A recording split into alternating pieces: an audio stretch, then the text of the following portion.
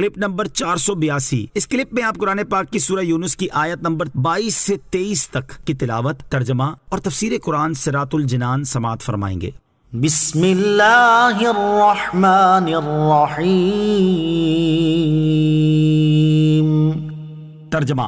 اللہ کے نام سے شروع جو نہایت مہربان رحمت والا ہے۔ هو الذی یسیرکم فی البر والبحر حتی اذا کنتم فی الفلک وجرین بهم بريح طيبة وفرحوا بها جاءتها ريح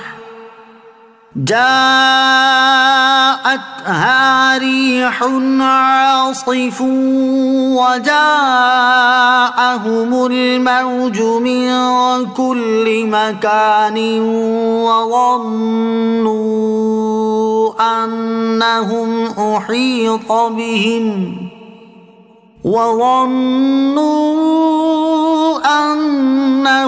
أحيط بهم دعوا الله مخلصين له الدين لئن أنجيتنا من هذه لنكونن من الشاكرين۔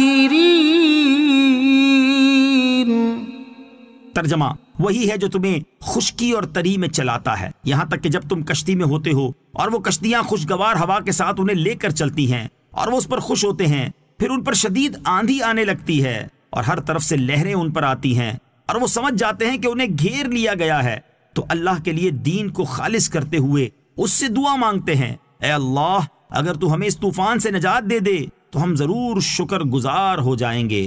هو الذی یسیرکم فی البر والبحر،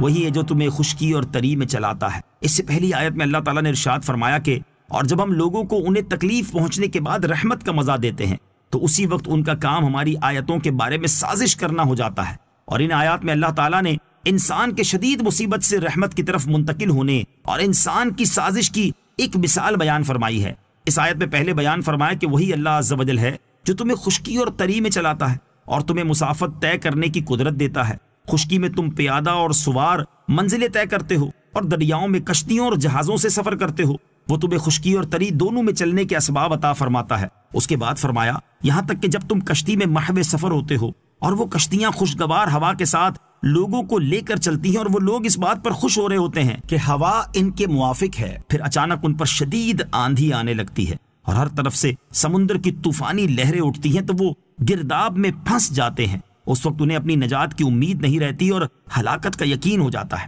سخت خوف اور شدید مایوسی کا عالم ہوتا ہے، اور اب تک جن باطل معبودوں کی عبادت کرتے رہے تھے ان کی بیچارگی بالکل عیاں ہو جاتی ہے، اور جب تمام مخلوق سے امیدیں ختم ہو جاتی ہیں تو اس وقت تمام مشرکین اپنے جسم اور روح کے ساتھ اللہ عز و جل ہی کو پکارتے اور اسی سے فریاد کرتے ہیں کہ اے اللہ عز و جل اگر تو ہمیں اس طوفان سے نجات دے دے تو ہم ضرور تیری نعمتوں کے تجھ پر ایمان لا کر اور خاص تیری عبادت کر کے شکر گزار ہو جائیں گے۔ لیکن طوفان ختم ہو جانے کے بعد کیا ہوتا ہے وہ اگلی آیت میں بیان کیا گیا ہے۔ فَلَمَّا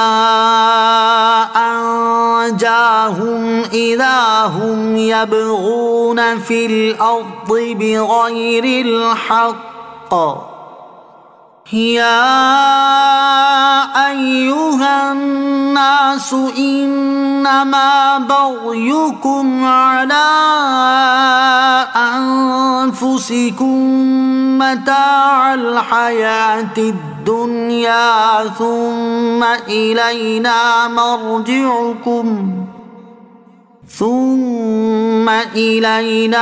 مَرْجِعُكُمْ فَنُنَبِّئُكُمْ بِمَا كُنتُمْ تَعْمَلُونَ۔ ترجمہ، پھر جب اللہ انہیں بچا لیتا ہے تو اس وقت وہ زمین میں ناحق زیادتی کرنے لگتے ہیں۔ اے لوگو، تمہاری زیادتی صرف تمہارے ہی خلاف ہے، دنیا کی زندگی سے فائدہ اٹھا لو پھر تمہیں ہماری طرف لوٹنا ہے تو اس وقت ہم تمہیں بتا دیں گے جو تم کیا کرتے تھے۔ فَلَمَّا أَنْجَاهُمْ، پھر جب اللہ انہیں بچا لیتا ہے، یعنی جب اللہ تعالیٰ طوفان کی موجوں میں پھنسے ہوئوں اور اپنی ہلاکت کو یقینی جاننے والوں کو اس مصیبت سے بچا لیتا ہے تو اس وقت وہ زمین میں ناحق زیادتی کرنے لگتے ہیں اور اپنے وعدے کے خلاف کر کے کفر و معصیت میں مبتلا ہو جاتے ہیں۔ اللہ تعالیٰ فرماتا ہے اے لوگو تمہاری زیادتی کا وبال تمہاری طرف ہی لوٹے گا۔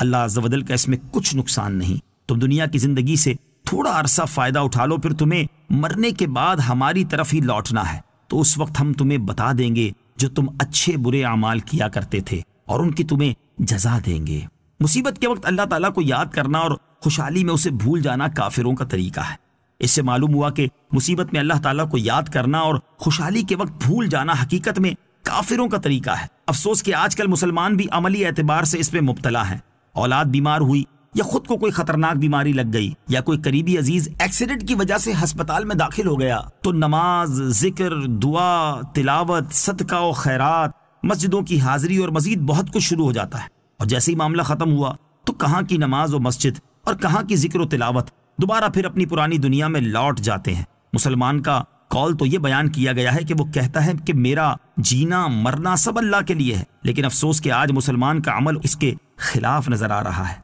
اللہ تعالیٰ انہیں ہدایت اور عقل سلیم عطا فرمائے، آمین۔ صلو علی الحبیب صلی اللہ تعالی علی محمد صلی اللہ تعالی وسلم۔ مجھے اپنی اور ساری دنیا کی لوگوں کی اصلاح کی کوشش کرنی ہے انشاءاللہ عز و جل۔